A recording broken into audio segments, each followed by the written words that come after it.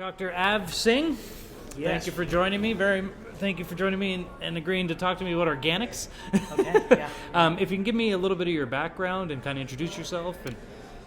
Sure. So I guess I got turned onto organic agriculture early on in my life, and then I pursued my master's was in pasture-based livestock production, and then I kind of continued on in that field, and then understanding pastures, you really fall in love with the soil. And that led me into coming back and understanding a little bit more about organic agriculture. Did my postdoc in Minnesota, and then took on a position at the Organic Agriculture Centre of Canada in Nova Scotia. And it was a great experience to start working with organic farmers, finding out their methodology, their philosophy around creating organic systems, and honestly, that's actually how. That was my foray into cannabis. Okay. And here we Farmers? are. There was a bunch of farmers Can you farming believe it, cannabis? that farmers, organic farmers, like cow farmers? It was. Can you believe that organic farmers might be growing cannabis? And that's what it was. Is that a lot of the farmers would be, producing some vegetables, but then would pull you over to say, "Hey, I've got a few tomatoes in the basement," type thing. Can you take a look? And so I learned a lot from farmers, understanding nutrient deficiencies and pests and whatnot, just looking at their little bits of organic cannabis. So you got progressively pulled into the cannabis industry throughout your other journeys. Exactly. Okay. Yeah. So that was, and then the actual jump into doing more formal work was working with the American Cannabis Company and helping them design a super soil. So essentially, they were using. They tried to create a just add water soil. To work with their growers, and what they found is it just wasn't cycling nutrients as quickly as they want. They had great ingredients, a lot of ingredients in their soils, as many super soils do.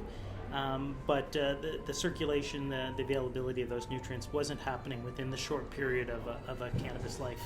And so just tweaking that a little bit, in large part adding probiotics. Adding a microbiome. Yeah, adding the microbiome. There would have been some, of course, with vermicompost and other living aspects of the soil, but what really kind of pushed it together was adding an inoculant of some probiotics. Okay, yeah. Wow. So you were brought in as a specialist. They sought you out, and they said, we've got this super soil we've designed, and it's not quite working. Can you help us? Yeah. So the licensed production facility at that time was having to supplement, usually around third week of flowering, felt like they needed a little extra boost. And we're starting to use compost teas, which I'm a big fan of whether it's compost teas or plant extracts, fermented teas, effective microorganisms, all of those things I think can add a lot to that plant. But they really wanted it to be a just add water soil.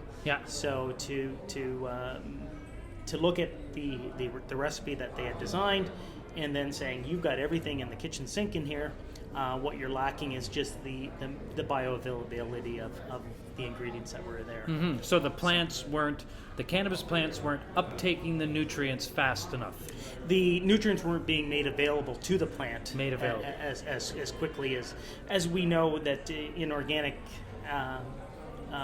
nutrients, the plant rarely takes up organic nutrients. It's very rarely that they do.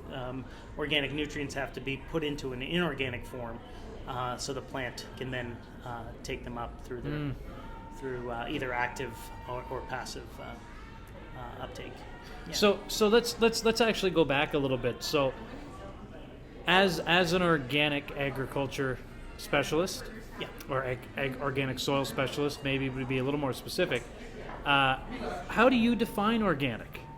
What is your Yeah. Oh, I think that's always a great question, and it probably has changed. It seems to always change. Yeah. But for me, organic is a philosophy. It's a way of life, and it's a way of practice. So oftentimes when we work with people who are interested in organic cannabis, they're coming more on the consumption end. And Okay. so what we try to do is when we work with them, we try to bring them in and try to understand organic as a philosophy and understanding the importance that this is about environmental sustainability. It's about economic stability. It's also about things like human welfare and whatnot. So you get a more holistic interpretation of it. The definition that I take with me in terms of what is organic farming, comes from my master's supervisor, Anne Clark, formerly of the University of Guelph. And she defined organic as problem avoidance by design.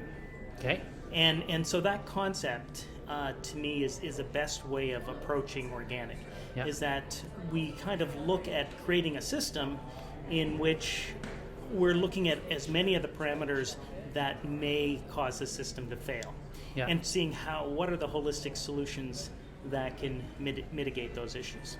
And for the most part, you'll find that if you look and observe nature, she does that already. So I think a lot of what I want to bring into organic cannabis production is quite simply, let's look at what nature does to address any of these issues and replicate those, or tweak them, and see how they impact it. So does that? So when I think about organic, I automatically default to that. There's no sprays on the plant. Would you agree with that, or? No, not. What's interesting, that is probably how most people would like to define it. Yeah. And unfortunately, maybe that's been the downfall of organic, is that it's spent too much time saying this is what we don't do. Okay. So we don't use genetically modified organisms. We don't use synthetic pesticides. We don't use synthetic fertilizers. But I'd rather say let's focus on what we do. Okay. Yeah. And so there's your opportunity to be able to say, okay, so to try to reduce the amount of disease, what are we doing? Well, we can do it by choosing the right variety, choosing conventional breeding techniques to be able to select for plants that have resistance to powdery mildew. But are we going to stop there? No, we're going to make sure that we've got a disease suppressive soil. So using some compost teas to increase the microbiome of the soil and make that plant's immune system as healthy as it can be.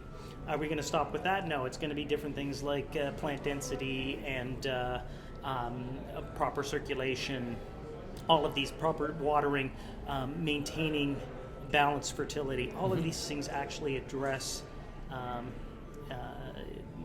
susceptibility to diseases like powdery mildew. So that's a greater focus on our practices of what we're doing to mitigate a problem than it is to say, okay, defining organic as what you cannot do. Yeah.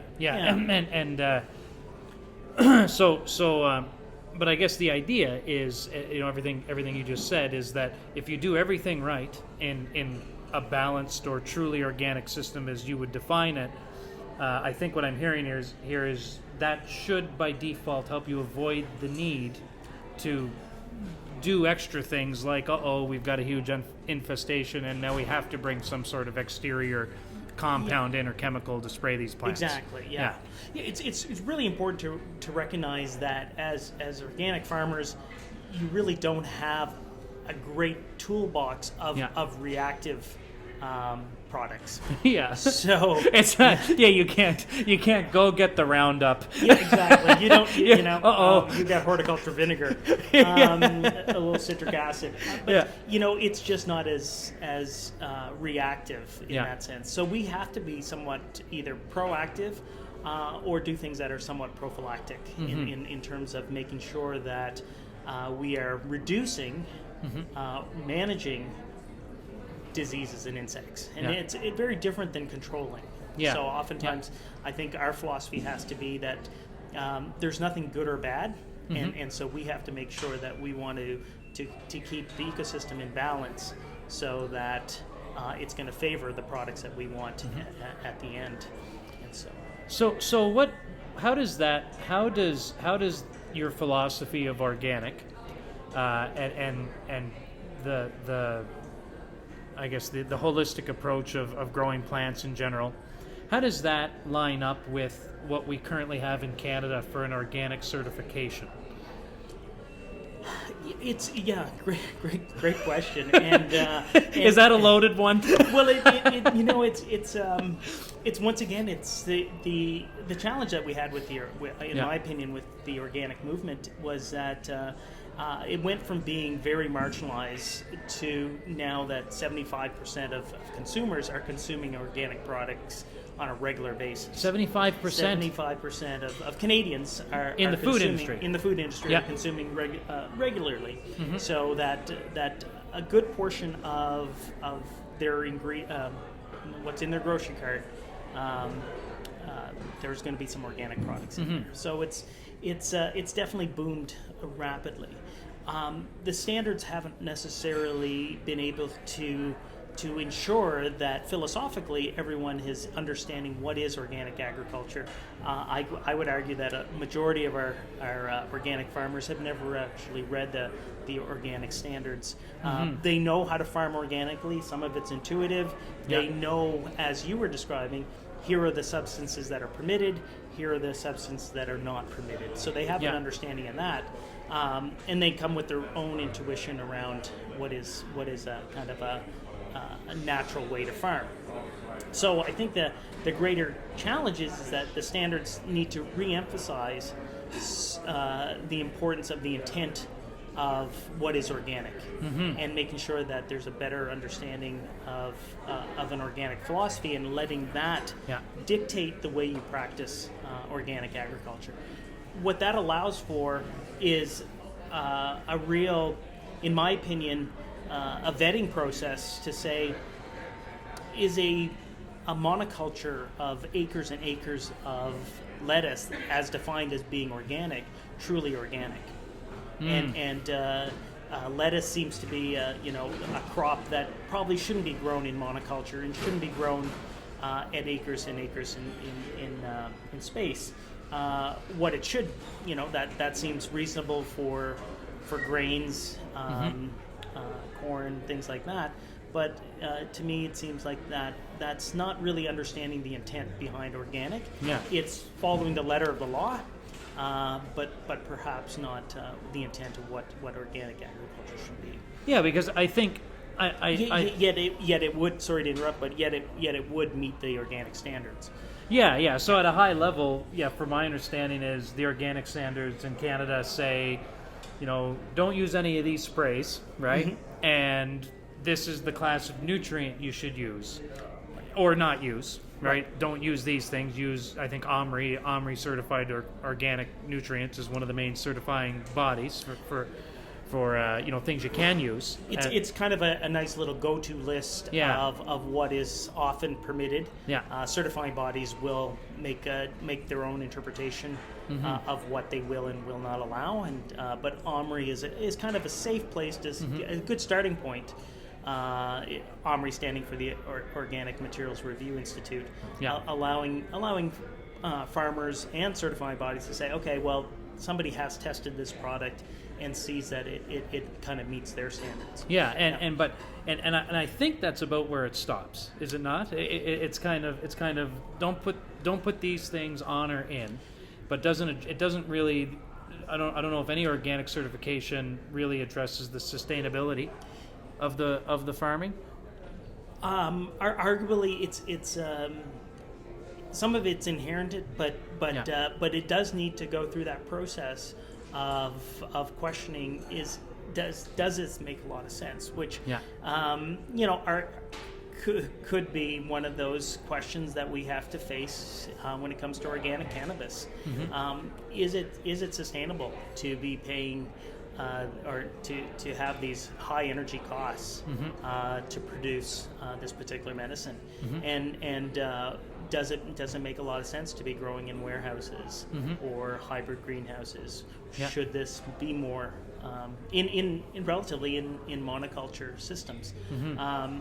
So yes, definitely need to kind of vet some of these production practices Yeah. through a philosophical lens, as opposed to one that's inherently in those standards and Yeah. restricting Yeah.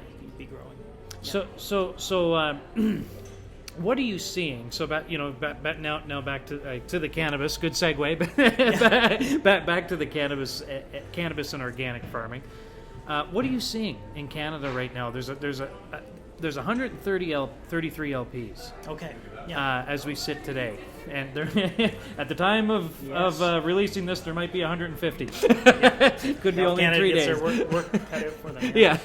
But I think there's only 4 certified organic producers. Now, it doesn't mean there's not more LPs that are producing to the organic philosophy.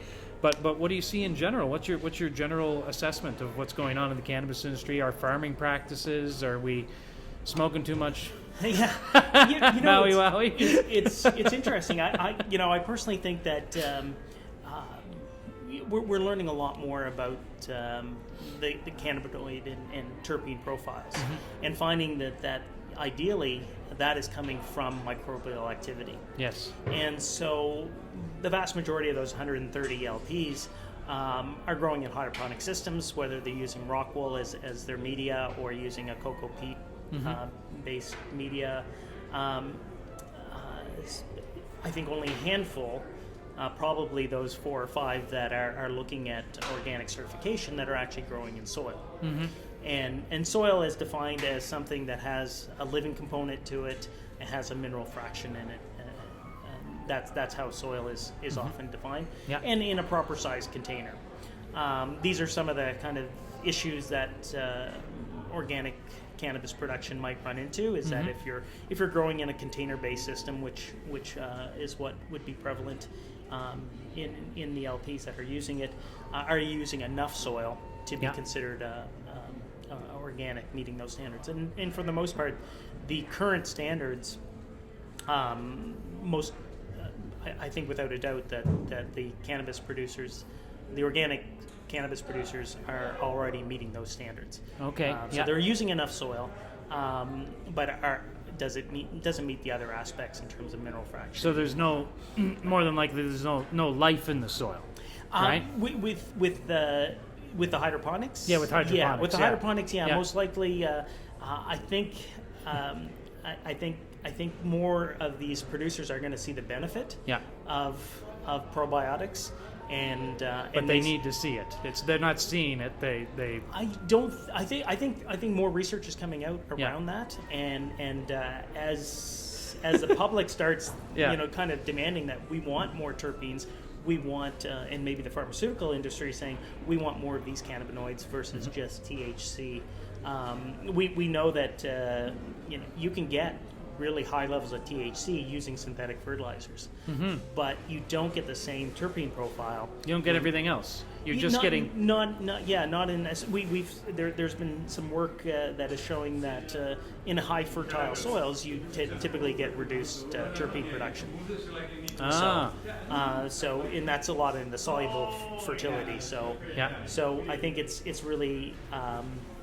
Getting a few LPs starting to question, maybe we should grow some in soil, some in a different media as well. Yeah. So I think once we see that, and the concomitant increase in micro cultivation, outdoor cultivation, we're going to start seeing a lot more organic cannabis out there, which will then allow for organic oils, which will be great for the edible market.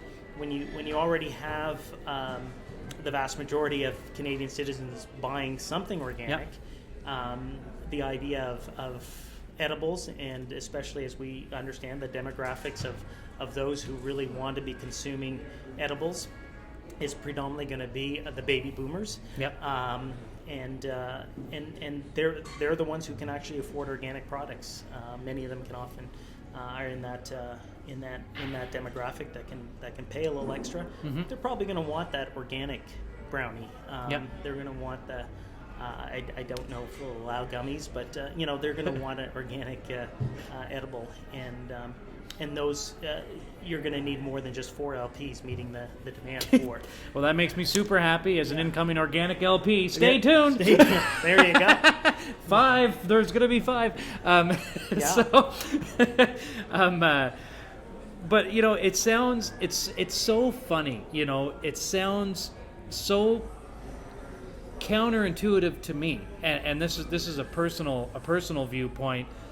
Whereas where you just said to me that, you know, soon more LPs will see the benefit of having life in their soil, right? I mean, essentially, this is the conversation we're having. Versus, you know, I you know, no offense to you hydroponics farmers out there, but I quite often, you know, when I try to describe the difference between like an organic or aquaponics farming methodology versus a hydroponics methodology, sometimes I say, you know, a hydroponics farmer wants everything in the system dead except for the plant itself, right? And it's that ultimate control, right? It's this.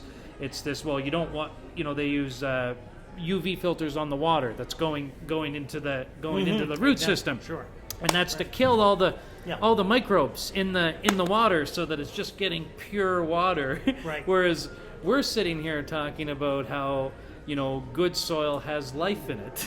Yeah. You know, or good nutrient has life in it. Right. And you know, as a kid, growing up in New Brunswick, which you also, you know, we grew up not too far from each other. You know, that best soil was you know, where you would go worm hunting. Mm-hmm. You know, you'd go worm hunting in that wonderful soil. And to me, that makes complete sense. What never made sense, and maybe this is because I grew up in New Brunswick digging in the mud, but what doesn't make sense is that people need to be convinced that that's how plants would thrive. You know, I mean, do you? Yeah, and I think, you know, I love the concept that we should view cannabis as medicine. Yeah. But what that has translated is this understanding that pharmaceutical means, you know, white coats and hairnets and everything has to be sterile, right? You know, so they're forgetting that the cannabis, they're seeing it as a widget, as opposed to seeing it, this is a living thing. And these are chemical compounds. We need them. We need the plant is just a source to bring that. Yeah. And forgetting that, how does the plant make a lot of those things, right? So, you know, where do these cannabinoids come from? Where do these terpenes come from? Mm-hmm. And what helps increase those values?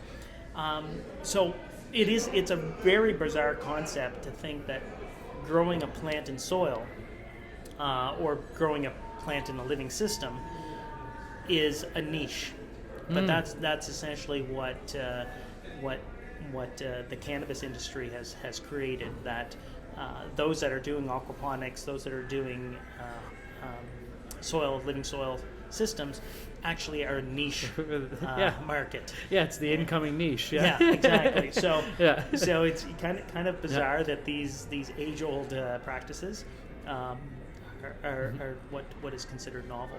Yeah, and I think it's that limitless need that us humans have for this illusion of control, right? You know, we can't control the microbes in that soil. Yeah. It's easier. We don't know which ones are there, right? Yeah, we don't know what they're doing in there.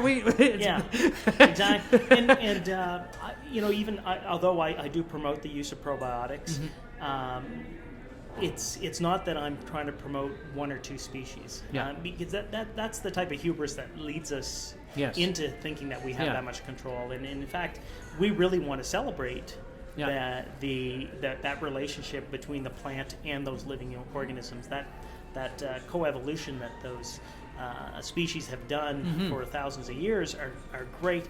And we also don't want to limit that relationship between the grower, the plant, and the soil as well, right? Or in your case, the water. Yeah.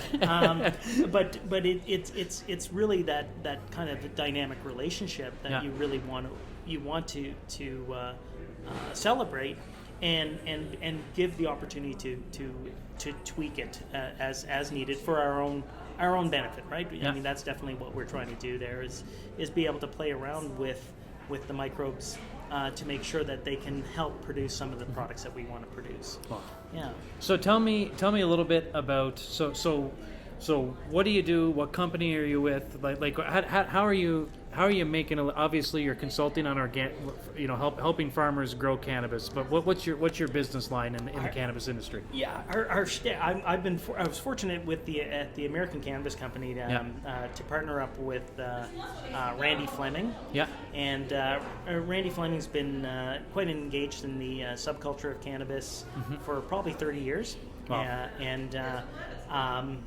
So is he your cannabis guru? It's sort of like our tagline is a culmination of the subculture and science. I'm the science geek, and in the sense of the academy, academic science, and he comes from the subculture science, right? And we value that traditional knowledge. I mean, a lot of my knowledge, yes, I'm academically trained, but a lot of my knowledge comes from the traditional wisdom of farmers. And so I actually bring a lot of that, and then he brings a lot from the subculture, which we really do want to honor. I mean, I would not be in this profession if it wasn't for those who were, during the Prohibition days growing, and those that fought for legalization, and so what we like to bring is initially. With every client that we work with, we really want them to fall in love with the plant. Yeah. Just the idea, and some of them come with that passion and excitement, and it's because of an anecdote that cannabis was so influential in somebody's life and helped them through an illness. But some of them do come thinking dollar signs. Yeah. And there's nothing wrong with that. We are capitalists. Yeah. But at the same time, we want them to fall in love with that plant and be able to go out and as often is said, become canna evangelists. Yeah. Go out there and spread the good news of cannabis. Yeah. And know that there is money there. Eventually the money will be there. Just go in there with that positive attitude about understanding cannabis. So Fleming and Singh Cannabis Inc. is a two-person consulting company, and it's for the most part, we do the Health Canada applications for folks. Yeah. It's not our bread and butter. No, that doesn't sound like any fun at all. No, we do enjoy designing facilities. Yeah, that's fun. And kind of working with the growers to find out what's their best methodology, try to increase efficiency. But at the same time, we really want the head grower and their team to really feel connected with that plant. Yeah. And that's more and more increasingly becoming difficult. The interpretation around,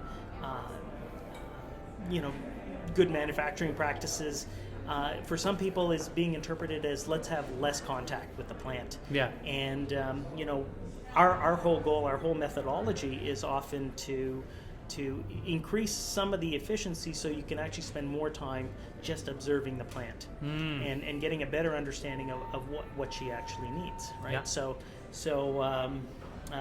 my colleague is often affectionately referred to as the pot whisperer. Yeah. And it's a great feeling, walking into a grow room with him and just simply watching the way he interacts with the plant.